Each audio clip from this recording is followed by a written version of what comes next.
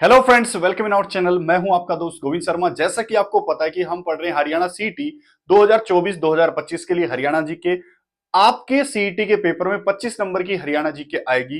Total 100 number के paper में से 25 नंबर अपने आप में बहुत बड़ी संख्या है। तो आपको अगर हरियाणा जी के आती है तो आप एक अच्छा स्कोर कर सकते हैं। जैसा कि आपको पता है कि मैंने यहां पर एक सीरीज चला रखी कि हरियाणा डिस्ट्रिक्ट वाइज जो जीएस है वो कराने की मैं कोशिश कर रहा हूं। आई होप आपको ये सब कुछ अच्छा लग रहा होगा। तो आज हम आ पहुंचे हैं फरीदाबाद। फरीदाबाद को बाबा फरीद की नगरी कहा जाता है क्योंकि ये बाबा फरीद ने इसको बसाया था। सूरदास का जन्म भी यहीं पर हुआ था, इसलिए इसको साहित्यकारों की सतली भी कहा जाता है या साहित्यकारों की जन्म सतली इसको कहा जाता है। तो देख लेते हैं आज की क्लास में फरीदाबाद जो कि हरियाणा का एक सबसे छोटा जिला है, इसके बारे में हम पढ़ने की कोशिश करेंगे। अलग अलग प्रकार के क्वेश्चन या बहुत शानदार क्वेश्चन यहां से आते हैं, तो इन सारे क्वेश्चंस पर नजर डालने की कोशिश हम इस वीडियो में कर रहे होंगे। आई होप आप पूरे धैर्य से इस वीडियो को देख पाएंगे। जल्दबाजी और हंसी मजाक का कोई माहौल मेरी इन वीडियो में नहीं रहने वाला है। मैं बिल्कुल सीरियस होकर अच्छे तरीके से बहुत अच्छी तरह का जो डाटा है, कंटेंट है, वो आप तक पहुंचाने की कोशिश कर रहा हूं। आई होप आप भी मेरी सहायता करेंगे। तो चलते हैं, पढ़ते हैं। आज की क्लास में हम क्या पढ़ते हैं? फरीदाबाद। फरीदाबाद को पढ़ने की कोशिश हम यहां पर कर रहे हैं। बहुत बढ़िया। तो पहला ही क्वेश्चन है या पहला ही जो टॉपिक होता है वो नामकरण होता है। तो बाबा फरीद ने इसका नामकरण, जो फरीदाबाद है, फरीदाबाद को फरीदाबाद क्यों कहते हैं? तो बाबा फरीद ने इसकी स्थापना 1607 ईस्वी में की थी, इसीलिए इसको फरीदाबाद कहा जाता है। याद रखना, जो बाबा फरीद है वो शाहजहां के टाइम पर रहते थे। तो पहला क्वेश्चन नामकरण से हो जाएगा, मेरे हिसाब से आप समझ गए होंगे। अब दूसरी बात आप ध्यान रखिए, दूसरी बात है उपनाम, कि एक जिले को अलग अलग नाम से जाना जाता है, तो उपनाम क्या क्या हैं? तो दो उपनाम आपको यहां पर याद रखने की। हरियाणा का औद्योगिक शहर किसे कहा जाता है? तो हरियाणा का औद्योगिक शहर कहा जाता है बेटा फरीदाबाद को, तो इसको उद्योगों की नगरी कहते हैं। और राजेंद्र प्रसाद के सपनों का शहर, भारत के पहले प्रेसिडेंट राजेंद्र प्रसाद इस शहर को योजनाबद्ध तरीके से बसाना चाहते थे और उन्होंने इसका प्रयास भी किया, इसीलिए इस शहर का नाम उपनाम के रूप में आप जोड़कर देख सकते हो कि राजेंद्र प्रसाद के सपनों का शहर किसे कहा जाता है? तो बाबा फरीद की नगरी फरीदाबाद को राजेंद्र प्रसाद के सपनों का शहर कहा जाता है। उसके बाद इसके अंदर कौन कौन सी तहसीलें हैं, वो तहसीलें आपको याद रखनी। कौन कौन सी तहसीलें हैं? तो मैं बता दूं, 3 तहसील आपको याद रखनी। एक तो फरीदाबाद खुद ही है और एक है आपका यहां पर देखेंगे बड़खल। बड़खल एक प्रसिद्ध जगह है फरीदाबाद की, तो एक तहसील होगी फरीदाबाद, एक होगी बड़खल और एक होगी बल्लभगढ़। तो आप याद रखें, 3 तहसीलें यहां पर आपको देखने को मिलेंगी। तो एक तो आपकी है बल्लभगढ़, एक बड़खल है और एक खुद फरीदाबाद आपकी एक तहसील के रूप में कार्य करता है। तो हमने देख लिया तहसीलों के बारे में। उप तहसीलों के बारे में यहां पर सीखने की कोशिश करेंगे। तिगांव, गोची, मोहाना, दयालपुर और होज प्रसिद्ध उप तहसीलें यहां पर फरीदाबाद में देखने को मिलेंगी। याद हो जाएगा, याद करना पड़ेगा। गठन कब हुआ था फरीदाबाद का? तो फरीदाबाद का जो गठन हुआ था यहां पर हुआ था 15 अगस्त 1979 में गठन हुआ। यह हरियाणा का 12वां जिला बना था। याद रखेंगे, ध्यान रखेंगे। कई किताबों में यहां 2 अगस्त दिया गया है जो कि शायद गलत छपा है। जो हरियाणा सरकार की ऑफिशियल साइट है उस पर 15 अगस्त मेंशन है। हरियाणा का जिला 15 अगस्त 1979 को बना था। यह 12वां जिला बना और इसका कुल क्षेत्रफल क्या है बेटा? 742 वर्ग किलोमीटर है और यह हरियाणा का सबसे छोटा जिला है क्षेत्रफल वाइज। सबसे छोटा जिला कौन सा है हरियाणा का? तो आंसर आएगा क्षेत्रफल वाइज हरियाणा का सबसे छोटा जिला फरीदाबाद है। याद हो जाएगा, ध्यान रखना। जबकि जनसंख्या वाइज ऐसा लिख लो, सबसे छोटा क्षेत्रफल वाइज फरीदाबाद है, जबकि जनसंख्या घनत्व और जनसंख्या वाइज सबसे बड़ा जिला है। बार बार बोल रहा हूं। चलो आगे। इसमें कौन से मंडल हैं? ये कौन से मंडल में आता है? देखो ध्यान से सुनो मेरी बात। हरियाणा के अंदर 6 मंडल हैं। पहले हरियाणा के अंदर 4 मंडल हुआ करते थे, लेकिन फरीदाबाद और करनाल मंडल को बाद में बनाया गया। देखो हरियाणा में 22 जिले हैं और प्रशासनिक सुविधा के अनुसार इन 22 जिलों के एक ग्रुप बना रखे हैं। उन ग्रुप को हम मंडल कहते हैं। है ना। वो अब मंडल कितने हैं, 6 मंडल हैं। पहले कितने होते थे, 4, बाद में कितने बने, 2 मंडल बाद में बनाए गए। अब कौन से 2 मंडल बाद में बनाए गए, तो आप याद रखें 2 फरवरी 2007 को फरीदाबाद और करनाल मंडल बाद में बनाया गया है। नोट डाउन करके लिख देंगे। आपके पेपर में आता है निम्न में से कौन सा नया मंडल है, नोट डैश 4 ऑप्शन दे देगा, और अगर उसमें फरीदाबाद है तो आप टिक कर देंगे।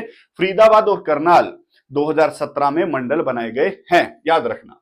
उसके बाद फरीदाबाद मंडल में कौन कौन से जिले आते हैं, तो फरीदाबाद आता है, एक तो पलवल आता है और नूह आता है। क्वेश्चन आएगा पेपर में, पलवल तथा नूह कौन से मंडल का हिस्सा हैं, आंसर फरीदाबाद, याद हो जाएगा, ध्यान रखना।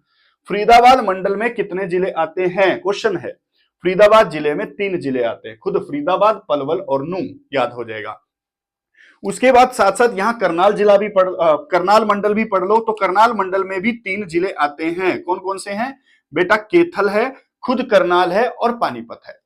कैथल, पानीपत, करनाल, करनाल मंडल का हिस्सा है। और करनाल मंडल हरियाणा का एक नया मंडल है जो कि 2017 में, है ना, 2017 में फरीदाबाद मंडल के साथ बनाया गया था, याद रखना।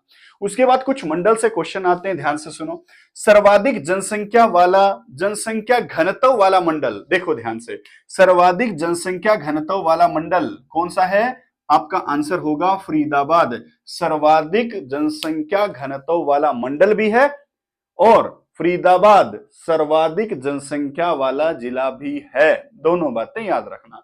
उसके बाद सबसे कम जनसंख्या घनत्व वाला जिला नहीं, सबसे ज्यादा जनसंख्या घनत्व वाला मंडल फरीदाबाद, और सबसे कम जनसंख्या घनत्व वाला मंडल हिसार है, दोनों बातें ध्यान रखना। न्यूनतम अक्षेत्रफल किस मंडल का है, तो न्यूनतम अक्षेत्रफल किस मंडल का है, तो बेटा फरीदाबाद मंडल का। ये भी क्वेश्चन, अक्षेत्रफल अधिकता किस मंडल में है ना, सबसे ज्यादा अक्षेत्रफल रखने वाला मंडल कौन सा है, तो वो हिसार है।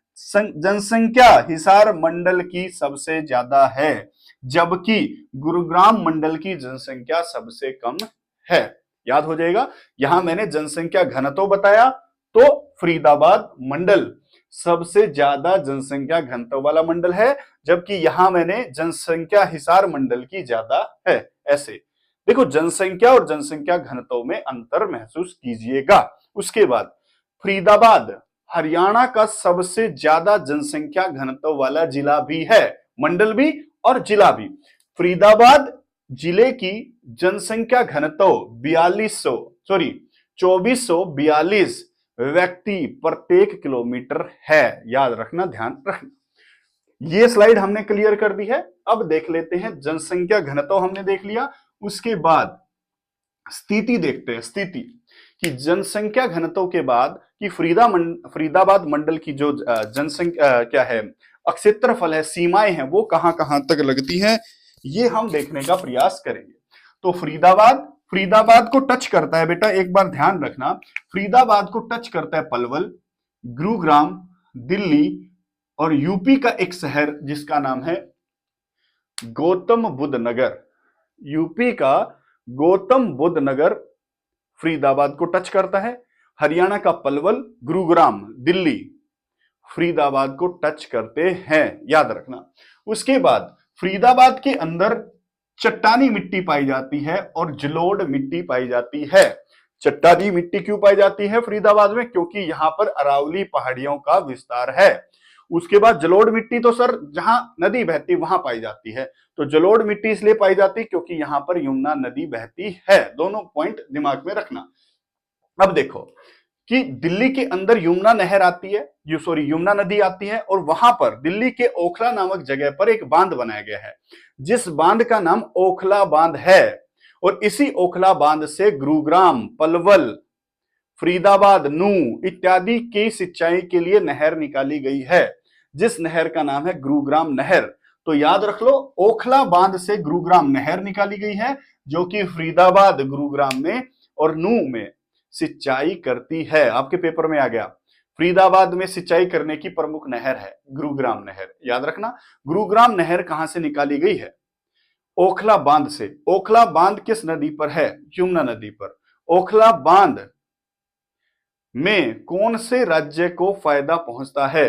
दिल्ली और हरियाणा, याद रखना। कई क्वेश्चन हो जाएंगे। उसके बाद बांध है तो झीलें बनेंगी। झीलें कौन कौन सी झीलें फरीदाबाद में? पहला, एक सिंचाई के लिए 1947 में बनाई गई झील बड़खल झील। क्वेश्चन आएगा बड़खल झील किस जिले में है? फरीदाबाद में। बड़खल झील कब बनाई गई? 1947 में। बड़खल झील का उद्देश्य क्या है? सिंचाई। बड़खल झील कैसी झील है? आर्टिफिशियल झील है। कई क्वेश्चन बन जाते हैं। ये मैंने यहां पर बिल्कुल छोटे छोटे पॉइंटों में लिखा है, लेकिन अगर इनको पढ़ाने लग जाऊं तो ये पूरा बोर्ड 1 घंटे से ज्यादा का समय ले लेगा। मैं छोटे छोटे पॉइंट में क्वेश्चन आप खुद बनाएं, जैसे मैं बनाता हूं कि 1947 में झील बनाई गई है, क्यों बनाई गई है ना? कौन सी झील है, किस प्रकार की झील है? कृत्रिम झील है। उसके बाद होज झील यहां पर है। होज झील फरीदाबाद में है। मयूर झील और मयूर स्टेडियम दोनों ही यहां पर है। मयूर झील कहां पर है? आंसर आ जाएगा फरीदाबाद में। और फरीदाबाद के अंदर ही मयूर स्टेडियम भी है। मयूर स्टेडियम का ही नाम नाहर सिंह स्टेडियम है, जो कि 1981 में बनाया गया था, याद रखना। मयूर झील भी है, मयूर स्टेडियम भी है। 1981 में नाहर सिंह स्टेडियम इसका दूसरा नाम है, याद रखना। इन बातों को आप ध्यान रखा करो। जो मैं बताता हूं पेपर में आती है, मैं बार बार बता ही देता हूं आप लोगों को कि कौन सी चीज पेपर में आती है। हमने देख लिया झील इत्यादि। अब हम देख लेते हैं कृषि।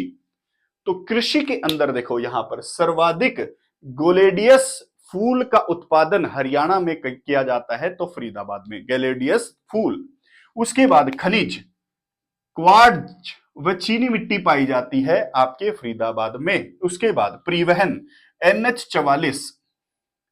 44 गुजरता है फरीदाबाद से। फरीदाबाद के अंदर मेट्रो भी चलती है, जो कि 2015 से चलाई जा रही है। नोट लगाओ, हरियाणा में सबसे पहली मेट्रो गुरुग्राम जिले में चलाई गई थी, या गुरुग्राम शहर में चलाई गई थी। हरियाणा के 4 जिलों के अंदर मेट्रो चलती है। पहला गुरुग्राम, दूसरा फरीदाबाद, तीसरा बहादुरगढ़, चौथा बल्लभगढ़। ये 4 शहर मैंने यहां पर दर्शाए हैं, आप देख सकते हैं। आगे चलते चलो।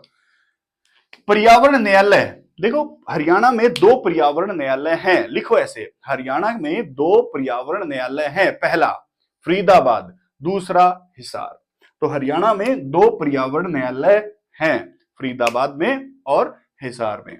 उसके बाद देखो, दिल्ली के अंदर एक वन्य जीव अभ्यारण्य है जिसका नाम है असोला भट्टी। असोला भट्टी वन्य जीव अभ्यारण्य की जो सीमा है वो फरीदाबाद और गुरुग्राम से मिलती है। या फिर उल्टा सोच लो, असोला भाटी वन्य जीव अभ्यारण्य का कुछ हिस्सा गुरुग्राम और फरीदाबाद में आता है। याद रखेंगे, ध्यान रखेंगे। अब असोला भट्टी दिल्ली में है, बीच में आ जाता है फरीदाबाद और गुरुग्राम, इस तरफ आता है अलवर का सरिस्का नेशनल पार्क।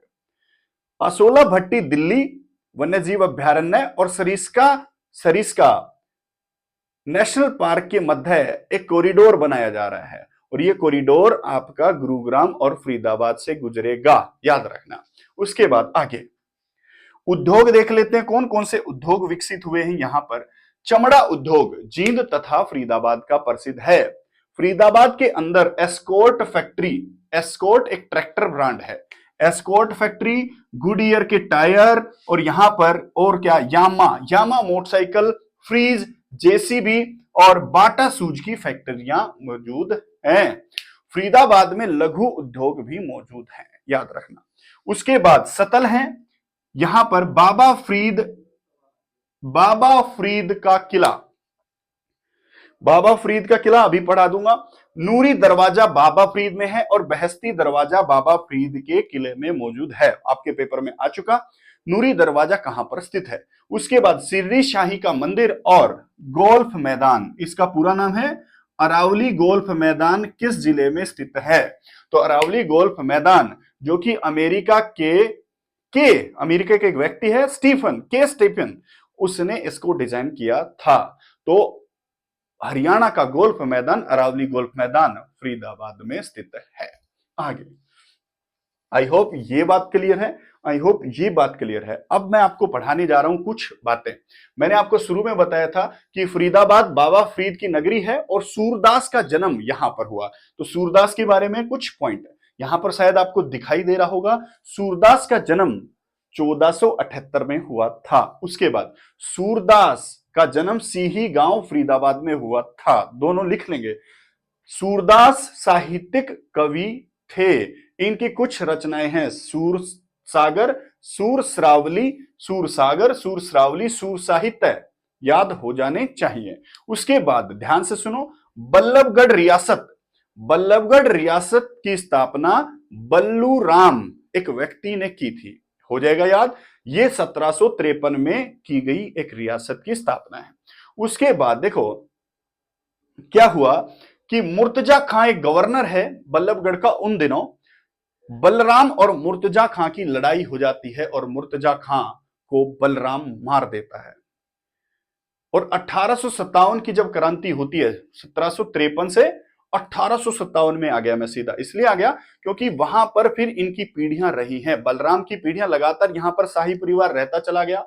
लेकिन 1857 की क्रांति के बाद या 1857 की क्रांति में फरीदाबाद से नाहर सिंह नामक एक राजा ने अंग्रेजों का विद्रोह किया और अंग्रेजों ने बल्लभगढ़ के किले पर क्या कर दिया, अधिकार कर लिया और नाहर सिंह को पकड़कर चांदनी चौक में फांसी दे दी गई। तो बल्लभगढ़ का किला या रियासत थी, फिर उसका किला बना और किले पर अधिकार 1857 की क्रांति के बाद अंग्रेजों ने कर लिया और नाहर सिंह वहां का राजा था। नाहर सिंह को फांसी दे दी गई और नाहर सिंह को फांसी 1858 में चांदनी चौक पर दी गई थी। उसके बाद 1994 के अंदर फरीदाबाद पर्यटन समिति का गठन किया गया और इस समिति ने बल्लभगढ़ के किले को अपने अधिकार में ले लिया और इसका सौंदर्यीकरण करवाया। और 2003 के अंदर हरियाणा पर्यटन विभाग ने इस किले पर अपना अधिकार जमा लिया। अब यहां पर फिल्मों की शूटिंग होती है। कुछ फिल्में जैसे कि फगली एक फिल्म है बॉलीवुड की, उसकी शूटिंग बल्लभगढ़ के किले में हुई है। आई होप बल्लभगढ़ का किला और सूरदास दोनों बातें आपको क्लियर रही होंगी। ये आज हमने फरीदाबाद जिले के बारे में पढ़ा। मैं बड़े मजे से इनको पढ़ा रहा हूं। आई होप आप भी पढ़ रहे होंगे। नमस्कार, जय हिंद, जय भारत। मिलते हैं किसी अन्य वीडियो में। जय हिंद।